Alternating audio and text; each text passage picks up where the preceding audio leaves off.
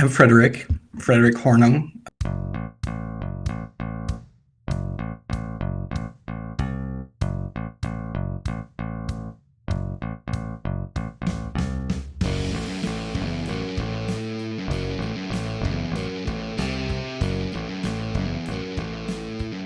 Welcome to Comics with Dan, and I'm really excited to bring to you the first episode of Up and Coming Comic Artist.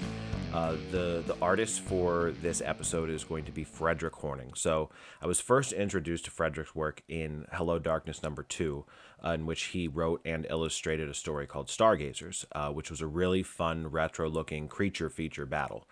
Once I read this story, I went to check out what other art of his I could find, and I was really surprised to see that as far as published comic work, he is very new on the scene. So he currently publishes a monthly web comic called Seconds to Midnight that showcases his style. Frederik's work is extraordinarily retro. From his paneling to his inking, he utilizes horror comics of the 50s, 60s, and 80s as inspiration for his art. Let's meet Frederik and learn a little bit about him. I'm Frederik Hornung. I am a comic writer and artist, and I'm from Germany.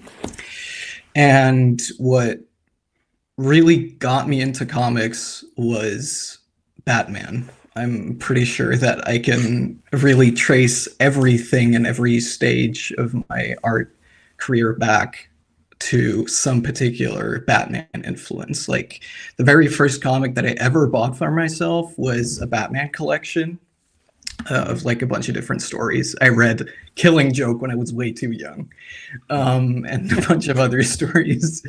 And eventually, when I was 15, 16, around that time, I discovered Dark Knight Returns.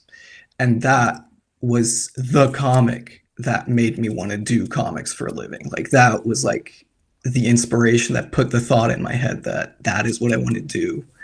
And Batman is such a great character because I think everyone's favorite artist has drawn a great Batman. So when you follow just Batman art in general, you can just branch off into so many different bodies of work from so many different artists. And that's what I did. I discovered Kelly Jones and Bernie Wrightson, and that eventually led me to doing horror art, which is what I'm mostly doing. And it was during COVID. I was working as a freelance videographer before that, but all of my video shoots got canceled. So I had to kind of find another outlet for me to A, make money, and B, keep the freelance train rolling. And then that was my, if not now, when else will I ever do it moment. So I started posting my art online. It got some traction. I got some commissions. And then eventually writers started approaching me. And that was because of my self-published horror webcomic, Seconds to Midnight. I think it's interesting to hear that Batman was his start and it ended up taking him in the horror direction. As I mentioned previously, I came across Frederik's work in Hello Darkness with his story Stargazers.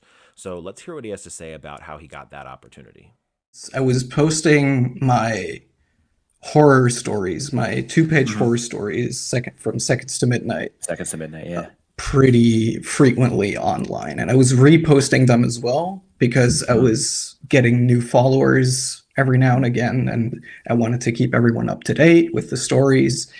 And it was my story Ghost that got quite a lot of traction, got reposted by Scott Snyder even.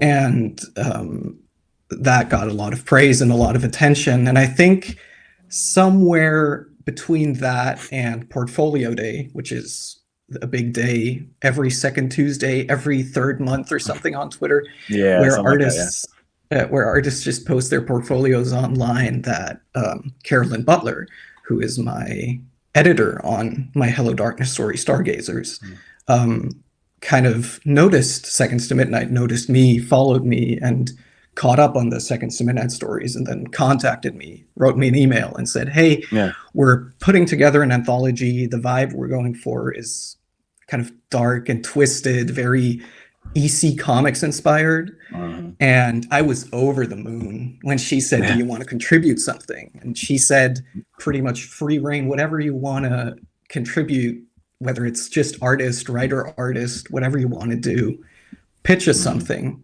I immediately jumped on the chance. That's how I got noticed. Yeah. So did you write that story specifically for Hello Darkness, or was it something that you had been thinking about already, or?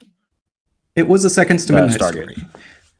I wrote them 3 pitches, and all 3 pitches that I sent them were originally Seconds to Midnight stories. Oh, okay. And the one that they chose was Stargazers, and it was during the time, because Seconds to Midnight used to be weekly, or as weekly as possible with the client work, but I moved it to monthly in July, and that was during the time when I was thinking about longer stories already, when I was writing down longer stories. And because it's an 8-page story, it really fit that format. And I just went for it. I said, if I'm going to pitch them a story that's authentic and that really should fit, because one of the only things that they said to me editorially beforehand was, we want a creature story. We want like a creature feature story.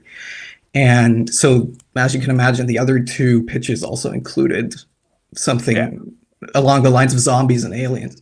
But vampires and werewolves are my favorite monsters. And I really wanted a story that feels like it comes from my heart. And so that's why I chose that story in particular. But it was originally a Seconds to Midnight idea. Seconds to Midnight is Frederik's horror webcomic that is in the works to be printed. So let's talk with him a bit on that. You had briefly mentioned when we were chatting before about possibly putting Seconds to Midnight into print in one way or another. So do you have any details on that, or ideas to when you might want to do that? It is in the planning phase. I promised a very particular form of publishing that I would pursue that for a physical Seconds to Midnight edition. I don't want to talk about it too much just yet, but it's definitely something I'm very much set on. And if people want to keep their ears perked, early 2026 is when they can expect it, because I want to have enough stories, 2-page stories, 4-page stories, 6-page stories, that I have like a wild bunch in there, but also like a mass that feels very well paced and well tacted. But I also want to have exclusive stories for, I just bumped the mic, exclusive stories for that particular way that I'm releasing it. Stories that are exclusive to the physical edition. And also another thing that I want to do is I want to have a bunch of my art friends contribute pinups, so interior covers, like Hello Darkness is doing. I want to have that in the book as well, from all of my art friends. I have a lot of them who do horror extremely well, and I have some who've never done horror before. So I just want to have a bunch of my friends in there too. But it is coming early 2026. One of my favorite parts of the whole interview was just getting to dive into Frederik's artwork. He provided such beautiful pieces for us to look at. So let's get right into them. When exactly did you draw this? Because I feel like I remember you posting it. Is this fairly recent? It's fairly recent. It was like 3-ish weeks ago by the time of recording this. So walk me through this one. Obviously we've got Venom here, so walk me through the process of this one. So I love Venom. That's it's always, drawing Venom is like my milestone drawing. Every once in a while I'll draw Venom. I used to draw him a lot more before I got into like doing this like really professionally. Like, he was my favorite fan art character. So this was the first Venom that I drew in a long time. I think it was a year even. And I knew that I really wanted to showcase the evolution of my retro style and also the evolution of my horror style with this particular Venom piece, because Venom lives like in that perfect little middle ground between superhero comics and horror. And I always love a good horror transformation or a good horror kill. And this is like a really, really visceral Venom transformation. I went with the blue color choice because of Marvel vs. Capcom. The blue Venom is my favorite look for Venom, tied with the purple from the Ultimate Comics.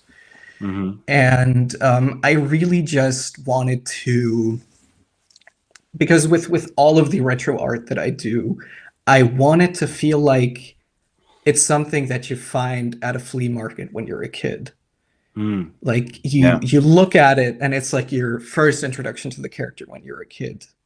So I wanted this to feel like you're at a flea market as a kid looking through a long box. You pick up a Venom or a Spider-Man comic, you flip it open, and this is the first page that you see.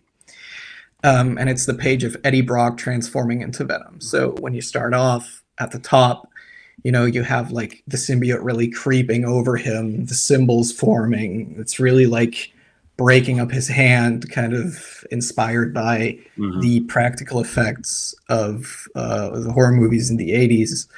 And then the symbiote's like really pulling his eye open, even like really pulling his lids apart. And then the symbiote's already taken over, but you can still see his smile over the symbiote smile in the top right. And then just the big money shot at the bottom. Yeah, So absolutely. I wanted this to feel like almost a storyboard for if there were a Venom movie in the 90s and you saw his first ever transformation, this is how it would go. And that's, you'll notice in my art, I'm a big fan of good transformations, which is because I'm a huge fan of creature features and the way that practical effects really introduced us to how these monsters could look if they were real. So that's why I'm such a big fan of transformations. No, and I the one thing that and it's in a few of the things of yours that I've seen is your color choices are you know, it like the purple and like pink on here, right? Like that's not something that I would ever think to use or think to see, you know, when there's Venom. But it works so well with that retro style. And there's I think we'll come up on another one here that that uses that sort of color palette really well. But it's almost like, I mean, you're using these almost brighter colors, but still getting this dark feel to the art, which is a really, you know, a really unique and cool, you know, way to get it. And then the other thing is the worn look on the out edges of the page here. So how do you go about getting that effect digitally? So that is an effect that I can only produce digitally. The really worn, old school comic look, the vintage look, is something that I can only get digitally. And it's with a mix of paper textures, like actual photographed scanned paper textures of craft paper and cardboard. And there are certain brushes. There are a ton of different brushes, but there are only a few brushes who are actually really authentic. So you definitely have to look for quite a bit until you find the ones that actually come up gold. But you have to apply the paper textures when you have your layer list of different layers. You have your coloring layer. Above that, you have your inking layer in your drawing program. I use Procreate.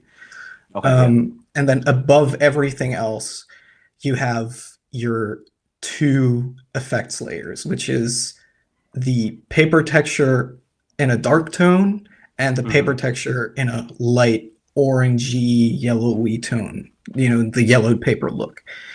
And below that, you have a layer where with just a completely solid white color, you apply the different blots of wear on the page, and then you turn down the opacity until you have your desired look. That's how I go about it. There are a lot of different retro brushes that really advertise themselves to be the most authentic one out there.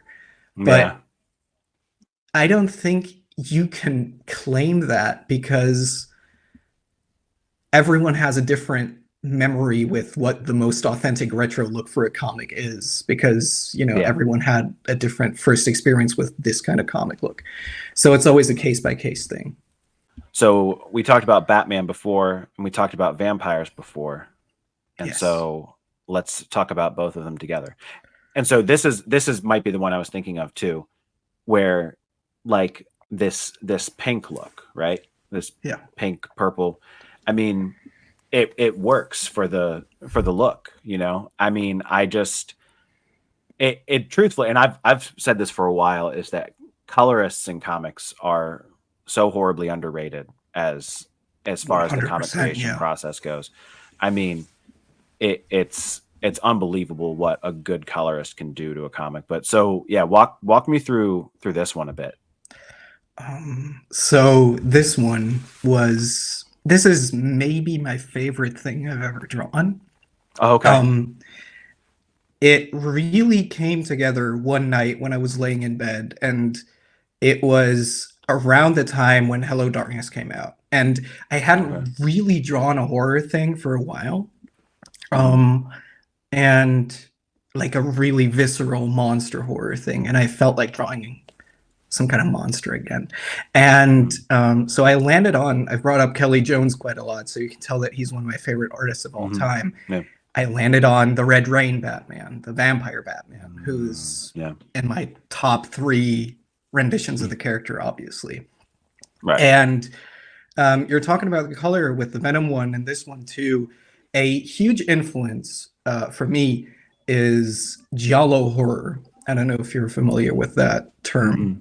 It's a very specific period in Italian horror where they really lit those movies so bright and just colorful, and it really felt like a bowl of Fruit Loops on top of a horror film.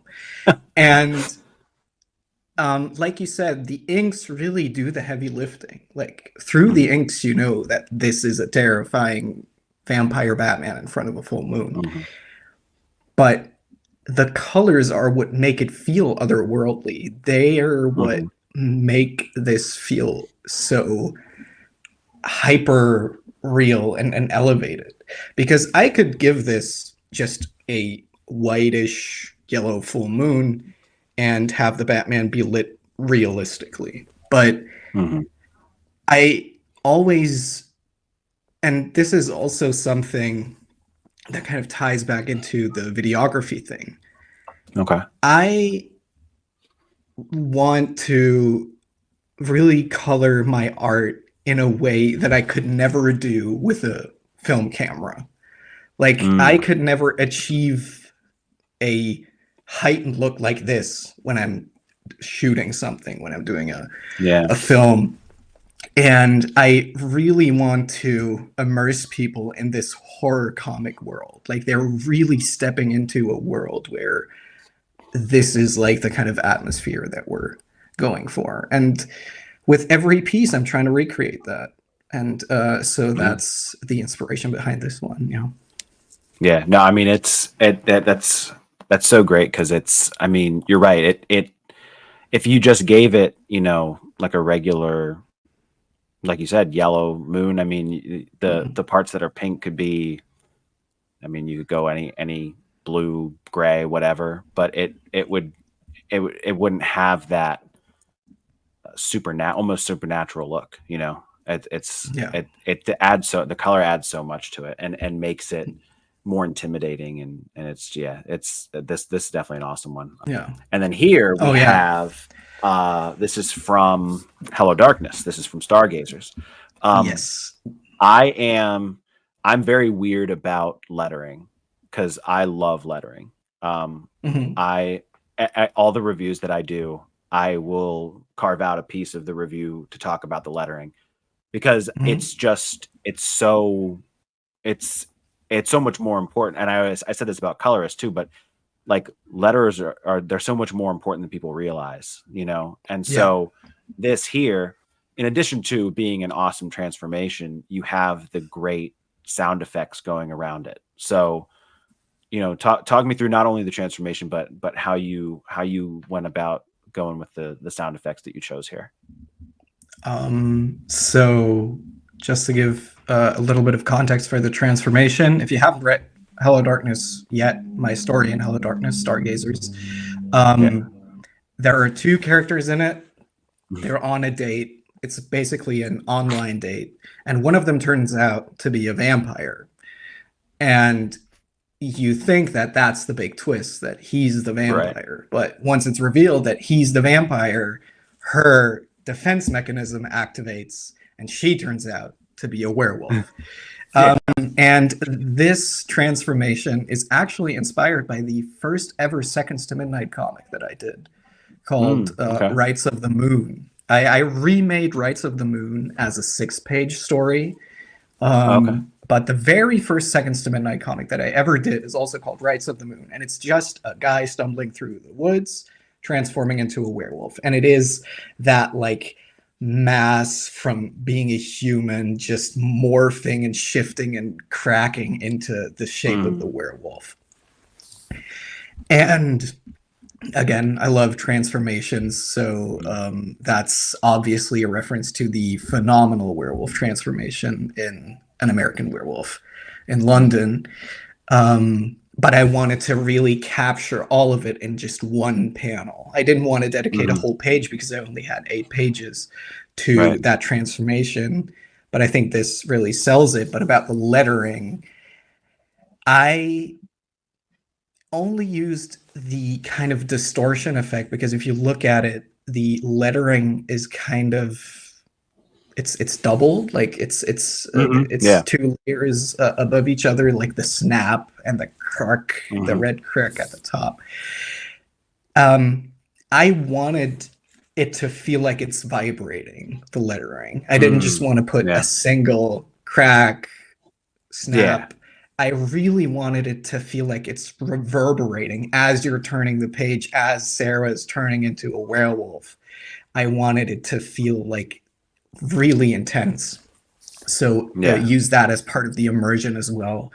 And her ha ha ha, because she's obviously having a great time knowing that she's in for a monster fight. I wanted it to feel like the double effect should feel like it's echoing almost. Yeah. So my idea, I'm a huge Soulsborne fan. My idea was like, this is basically one single panel that's the introduction to a Bloodborne boss fight. So she's just laughing and turning into a monster, and then it's go time. That's basically the idea behind the lettering. Yeah. And I mean, it, my first thought when I saw this transformation, which I think it's great you captured it all in one panel here, right? Because like you said, you know, it's about utilizing space there. But the first thing I thought of was the Nick Klein Hulk transformations that he's been doing in that book. That is such a big compliment to me. I mean, it's very similar to that in terms of just like the you know, especially like the noises, because I believe Corey Pettit letters that book, and he puts, I don't know if he does the sound effects or if Nick Klein does them, but whichever one of them is doing the sound effects there does, you know, something similar with like the snaps and stuff like that. And to be honest, you know, like as far as transformations go, like you think about like the Hulk in like the MCU, you know, like he just turns green and big. Yeah. And like, you know, there's some cool moments there and everything. But this kind of thing, it just adds to like, oh, like transforming into a monster probably isn't comfortable. It's probably not a nice, simple thing to happen. And I just, and I think a lot of times, you know, in movies and stuff like that, if someone transforms, mostly because of like probably limitations on what they can actually, do, have a transformation look like without it looking like, low budget stuff. Yeah, yeah, yeah, Is they'll like cut off to the side and show the shadow of the person or some kind of silhouette. But like yeah. this is showing the real deal, and yeah, and I did think that the second twist, I thought that was just awesome. I mean, and then she's I don't want to spoil it too much for people, but she's wolfing down pizzas. It's like Yeah, just yeah, yeah, I was just like, there's something off with her though. I mean, I didn't see this coming, but I'm like, there's something weird about her like eating that much pizza. But yeah, absolutely. yeah, no. So I definitely love this one. Seconds to Midnight. Yes. I love this cover. It's got several EC comic homages in it. You have the nightmares on the side where it normally says terror or whatever it says. I think it differs depending on the book. Yeah. Instead of EC, it's got your little logo in the corner. There's Skelly Freddy, which I actually didn't realize that he had a name until just now. But the sort of narrator talking on the front of the covers, Yeah. that's another, EC. And then the monthly horror web comic Tales, that font looks a lot like the Tales from the Crypt font, if I'm not mistaken. It is. Or something. Is it the same thing? Or like It literally is the same font. Oh, that's yeah. awesome. That's awesome. Yeah. So, is this the, I mean, do you have like multiple covers that you normally do? Because I've gone through a couple of your stories, but I don't know if you normally do like a cover for each thing, or if this is just like a mock-up cover that you did, or what's the story behind this one? There were 2 covers that I'd done before, and the very first cover that I ever did was of a hand, and obviously it's very similar to this hand, in fact. Mm-hmm. A green rotten hand with clawy fingernails holding a vampire skull. And just behind a black background, similar to this one. This one very much the same vibe as the first one. And that was the first ever cover. The second one I had was of an ink pen drawing on a comic board, and the ink is sort of like coming out as like dark fog, and the fog is forming these grimaces and evil faces. That was the second cover that I did. And this one combines the two. You have the ink bottle in the vampiric shape, and you have obviously a zombified hand dipping an ink pen, which is the one that I showed you, dipping it in there and with the blood in there instead of the ink. So the idea was to have it feel very ethereal. And this is the main cover for Seconds to Midnight. It took me 3 attempts, but I eventually landed on one. Third time's the charm. And this is the one that will be the Seconds to Midnight cover going forward. I'm printing some ash cans for Thought Bubble. I'm going to Thought Bubble in a month, and I'll be bringing some ash cans with me. That will be the cover for that. And when Seconds to Midnight gets printed, this will be the main cover for that. Nice. No, that's awesome. Yeah, it's so, and I like that the cover. First of all, I can't believe I didn't notice it said Skelly Freddy until now, but that just makes me laugh. And then the fact that, like you said, like it has like the very ink pen that you use. I mean, it's not only horror related, but it's like comic related on the comic, so I think that's a really cool way to do it. And this is another one, right? Like with the colors, right? It's got that yellow, almost like I'm like imagining like up to the left there being like some kind of huge candle that's like halfway burned down, like wax dripping everywhere. So and that's the only source of light in the room. It's got that feel to it. So and the Skelly Freddy thing, just one final note on that. That's like the horror host, like the crypt keeper, like the witch.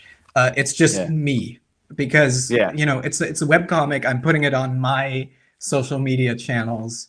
So I just thought, this is pretty much how I feel working freelance anyway, just completely zombified and hollow. So might as well just make that the official mascot of Seconds to Midnight. Yeah.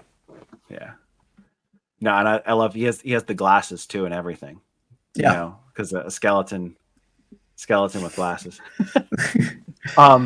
So this one, again, like, so you got the moon, sort of lighting up all these zombies and skeletons, and what I think is really cool is the panel layout that's forming sort of a cross, and you've got the one zombie reaching over it.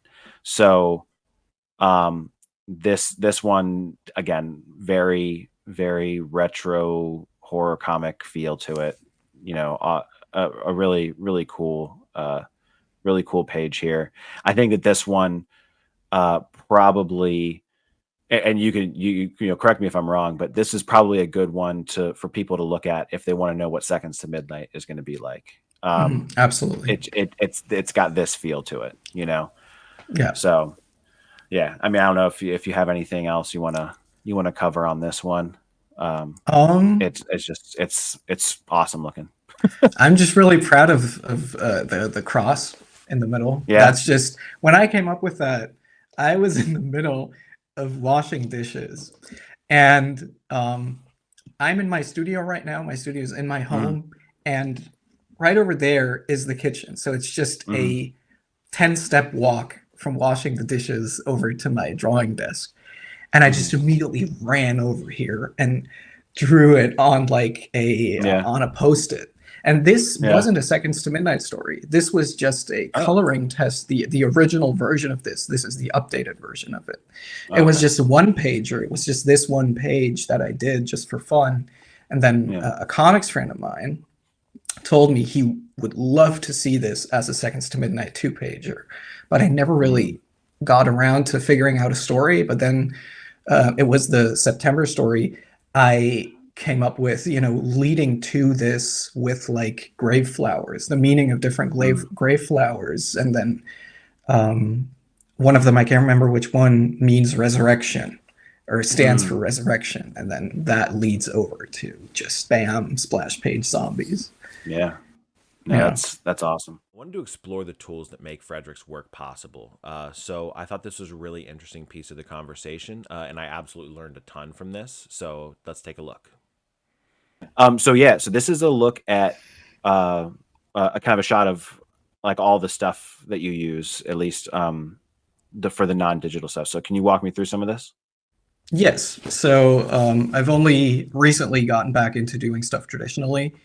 And I will be doing stuff a lot more traditionally going forward. But yeah, this is like the skeleton crew of like my tools that I use. We've got 2 brushes in there that are just your standard inking brushes, the number 3 and number 4.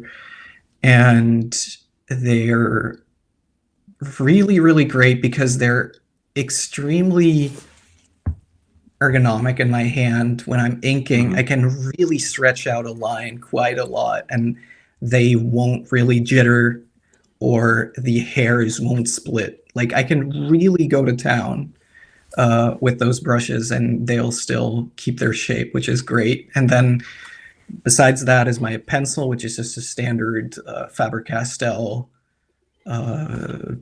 tactical pencil. Or technical pencil, I think the word is rather. And then next to it's the rake brush that I use, which is for dry brushing. Like when I really want to get a dry brush effect going, that's what I use. It's pretty old. Like I used this back in high school. That's how old that brush is. But that only really adds to the fact that I can really effectively use it as a dry brush now. So next to that is one of my favorite inking tools, which is a nib pen. Mhm. This is from a calligraphy set, and it's also very old. I think it's also around my high school era, which is very long ago at this point. But it's very much been loyal to me, and it's very sturdy. So again, the tip doesn't split when I apply a bit more pressure to it, and Okay. I can get a very, very fine hatching texture applied to my art with that. And then next to the other nib, the taller nib of the two, Yeah. is my Mhm. whiteout, which is just a standard whiteout pen. But my perfect whiteout tool, and this is like a bit of a secret tip, but I'll gladly share it, is Yeah. go to Home Depot and get white house paint. That's Hmm. the perfect whiteout. Like you can put it on like a chopstick, so you get a bit of a Ah. finer line. It's perfect. It really works well, and that's what I usually use. But the whiteout pen is what I use when I want to get some finer details Yeah. back in Yeah. there. Next to it's the gold standard, the Pentel Pocket Brush Pen. Okay. This That's is that what black one there. that's the black one. Yeah, that's Yeah. Okay. what a Yeah. lot of people use.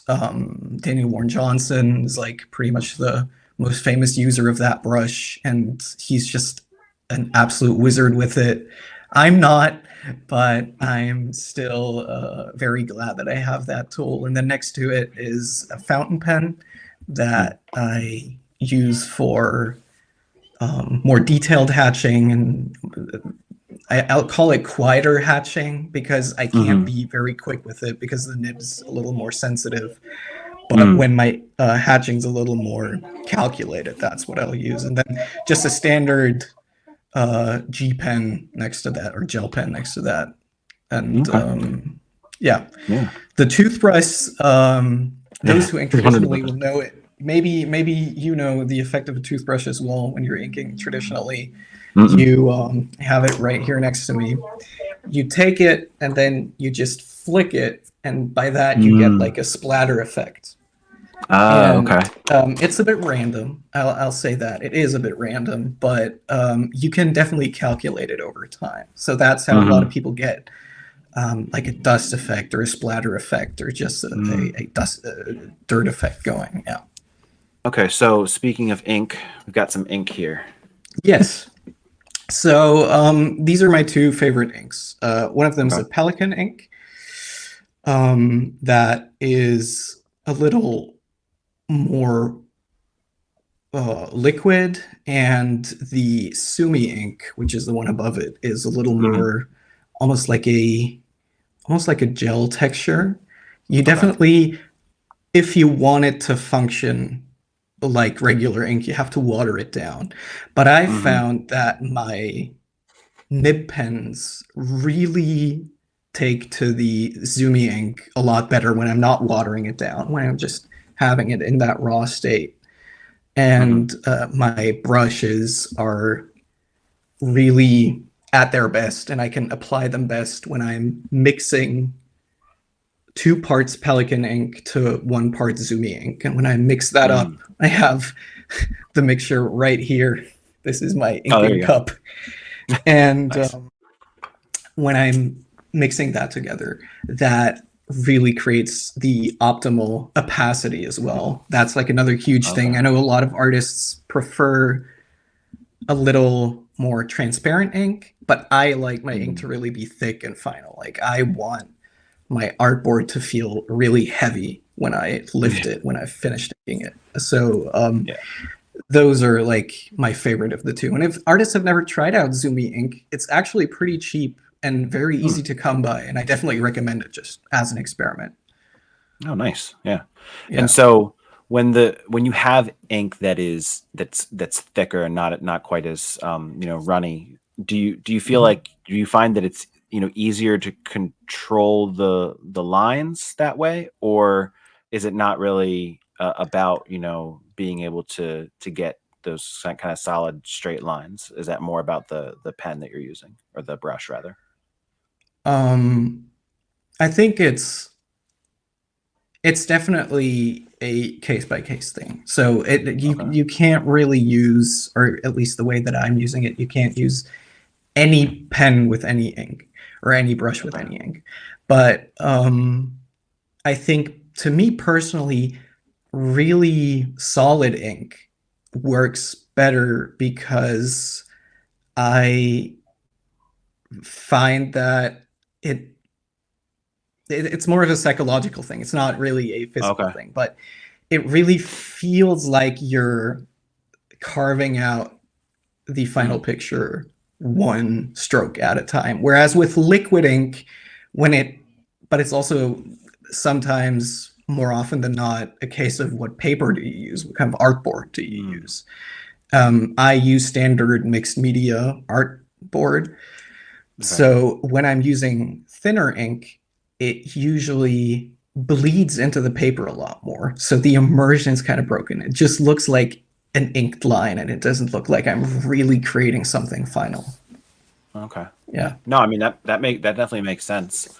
And I think I'm sure that you can tell when you look at art, if it's been inked using a thicker ink or a runnier ink. I mean, I know you're saying it's psychological, but I mean, I'm sure that there's a noticeable difference in the final product, I would imagine. Oh yeah, absolutely. Yeah, definitely. And I mean, the thinner ink has some merits. Like, just think about ink wash. A lot of artists use ink wash in their inks, and Danny Earls is like the best example of that there is. Danny Earls is like one of the best comic artists of all time, and he's only now just started.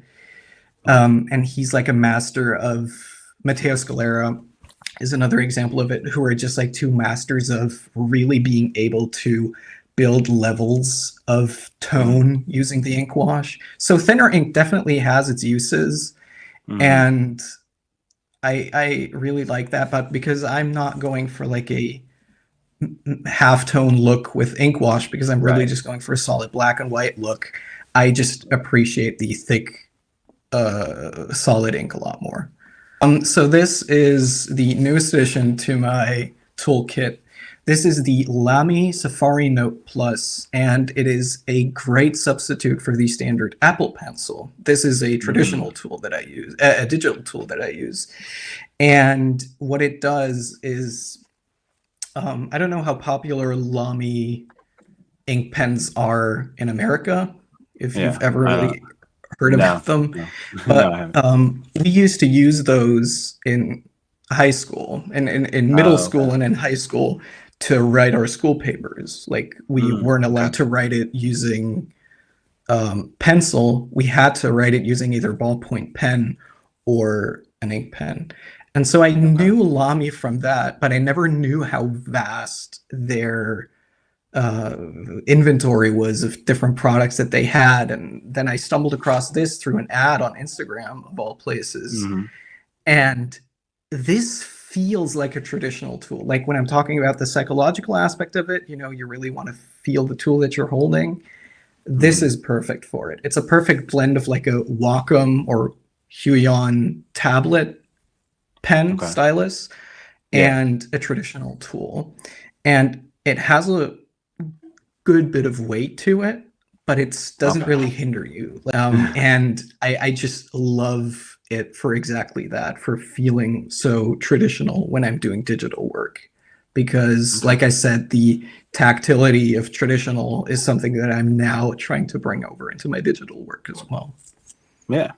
So you said it's a good substitute for an Apple Pencil, and I don't know if you have the information on it, but I know Apple Pencils are extraordinarily expensive. So yeah, how does this compare to that? This is I think it's like $65 on Amazon. Oh yeah, I mean, so it's much better. Yeah, it doesn't have like because the Apple Pencil, I'm a very pragmatic person with like technology. So when the Apple Pencil introduced like a bunch of new features of like the hover feature and the whatever feature, I was like, okay, sure. Fine. I won't use that, but thanks.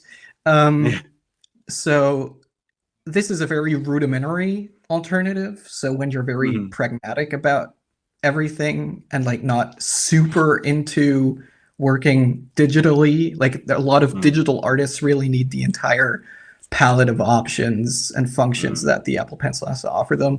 This doesn't have as much of that. Like the hover function doesn't exist, but it's just straight to the art, which is why I love this over the Apple Pencil.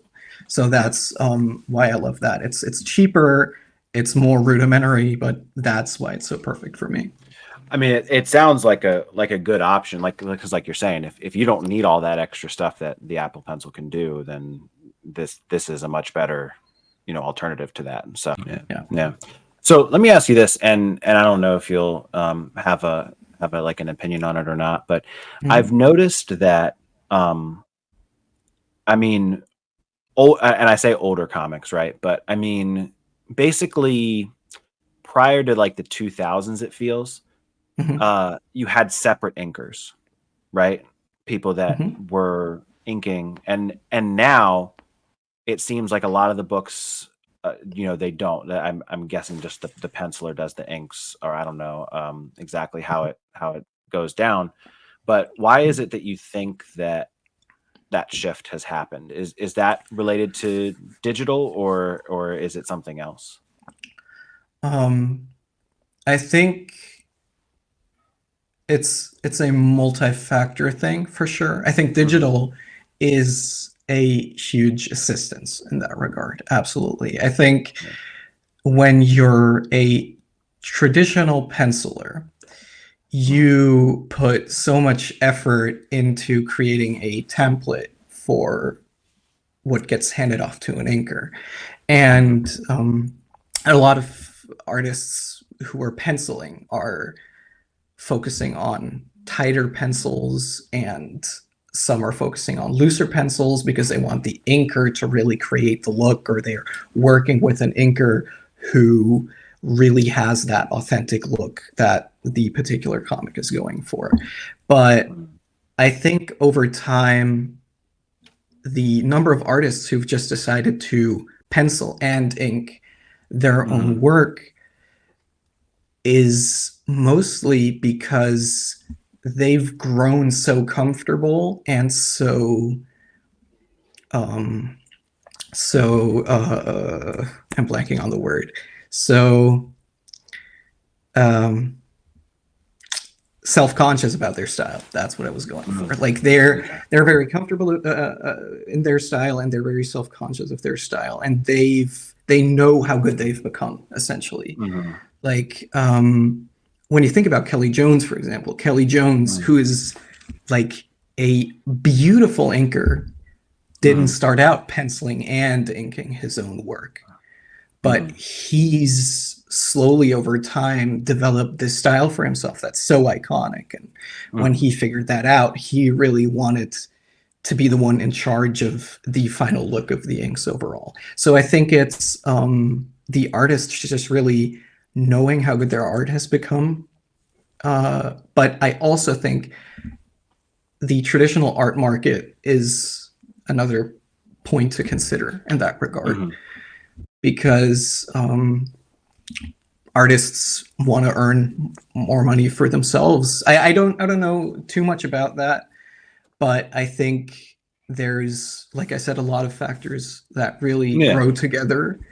But what I do think is that it really has led to some beautiful artists. Like I think a lot of artists who are good inkers, or a lot of artists who are good pencilers, have grown to just become great line artists, I'll just call them, have just really put out tremendous work. And I think a lot of the people who are contributing to Ghost Machine are the perfect examples of that. Like you mentioned, Francis Monopole.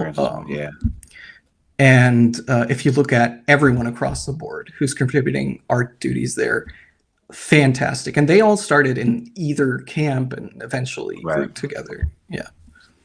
To me, inking traditionally is a lot quicker and a lot more concentrated, and the results usually a little easier to come by than when I'm Mhm. inking digitally, because I know the effort that it takes to ink something traditionally.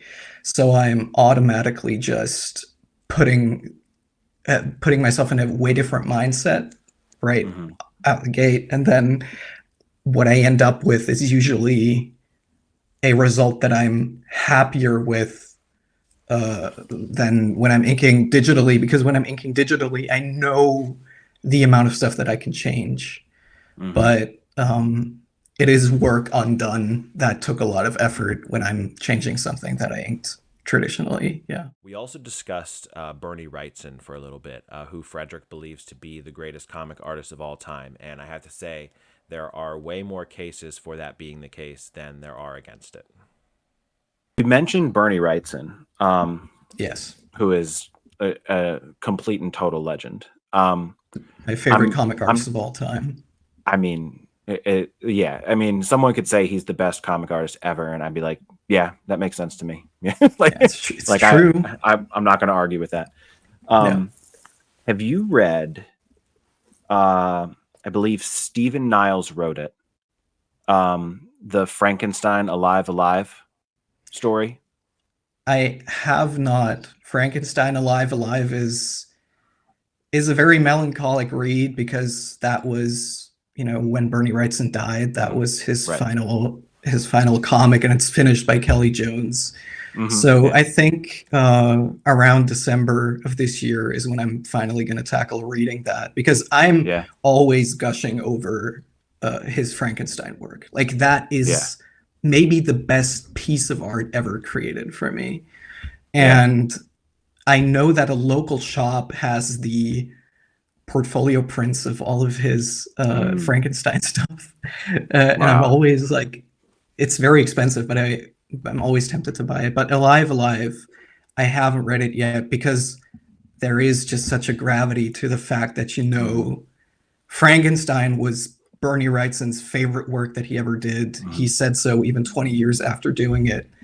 And to know that this is like his final work and it was made while he died, Yeah. that's kind of Yeah. sad. Yeah. Yeah. No, Yeah. absolutely. And I read that. I wish I had known at the time, but I that was my first introduction to Bernie Wrightson. That was the first thing I Oh. read with his art. Mhm. And so I did look into it, and it was I read it years after it came out, because he started it, and then, like you said, Kelly Jones finished it. Yeah. And so I didn't realize it until I read it, because there in the hardcover there's like a forward that describes kind of like the process that they went through. But it is phenomenal. I mean, it's just absolutely wonderful. And like you said, like, I mean, that's like his Frankenstein. I mean, there's just so much detail, but so not like overdone. It's just that perfect balance Yeah. of that attention to detail, and keeping it somehow still simple, like Yeah. still, able to take it in. Bernie Wrightson, when he was planning out Frankenstein, gave an interview, and he said that the kind of woodcutty look that those Mhm. Frankenstein illustrations ended up having were inspired by him wanting to create art that felt of the time that Frankenstein came out. Right. And he only used, or pretty much only used, tools that were available to artists and illustrators at the time that Mary Shelley published Frankenstein. And with me doing the very retro-inspired look, a way that I found that really elevates that retro look is when I do the same thing, when I Mm. dedicate more time to using the tools that were available to artists at the particular time period that I'm not recreating, but evoking Yeah. with my art. Yeah. Yeah. And that is why I think working traditionally, or inking traditionally, moving forward is so interesting to me, because it feels that little bit more authentic. What do you have coming up? What can we expect coming out in the near future? So I have by the time that this is out, they'll probably have both launched. I have two Kickstarters that I'm Okay. contributing art to. One of them is a horror short story collection comic with writer Jose Cardenas, called Pulp Traps, and it's four very much EC pulp inspired stories. Each of them has a very different flavor and a different length. And we've been working on this project for a long time. It's definitely a little bit of a passion project for the both of us now because we're both very much huge pulp and EC and old school horror comic fans. So that's going to be out, and you can back that. And I'll also have a sketch card tier on that particular campaign where if you back it and you get a book, but you want a little bit extra, you can get a mystery sketch card that I've drawn traditionally with the tools that I've shown, included in your little book. Well, it's not in the book itself, but it will be sent to you as well. And you can put it in a little A5 frame if you want to. And the other one is Evil. Every villain is a loser. It's an abbreviation. And I'm doing that with Afterthought Committee, who are TTRPG makers. And they approached me for a TTRPG in the style of old school, over the top retro villains. And within the realm of the game, you play as their henches. The roles that you're playing are the henchmen and henchwomen of the particular villains that we've all come up with ourselves. They're all original villains that we've created. And that's the two campaigns that I have out right now. And beyond that, Seconds to Midnight comes out every month. And I have various, I think it's at least 5 other comic projects that are in various stages of being created, being planned, or already being drawn. And just check my social media. I update that fairly often, even though I hate Twitter. And there is always a little something there, whether it's an announcement, whether it's a piece of art that I've drawn for myself, a Seconds to Midnight story. There's definitely your fair share of art on my social medias if you want to follow me there. Yeah. No, I'm excited to see, see what's cooking, especially for those, those comic projects that you've got in the works. So they're fun. They're all very much different flavors. Like one of them's like you've probably already you even commented on it. One of them's Furia Lunis, my completely original, separate from Seconds to Midnight original horror comic that I'm writing and drawing. And it's a werewolf story. I can definitely give that away. But if you've read Rights of the Moon or Stargazers, that doesn't compare to the level of werewolf that you're getting with that story. And the other are more psychedelic horror, and the other ones, I don't want to give too much away, but it's very much period horror from the early 20th century that I'm doing with 2 incredible writers. Like, I've been blessed with the writers that I get to work with. The writers that I'm working with on that are Hayden Mears and Ian Mondrick, respectively. I think I can say that. And they're incredibly exciting projects, and they're just going to be right up people's alley if they like my art, but also want like a bit of a different flavor. Like the beauty about comics is that you can tell so many different stories from so many different time periods and so many different avenues. And that's like my art applied to just such wonderful subversions of horror.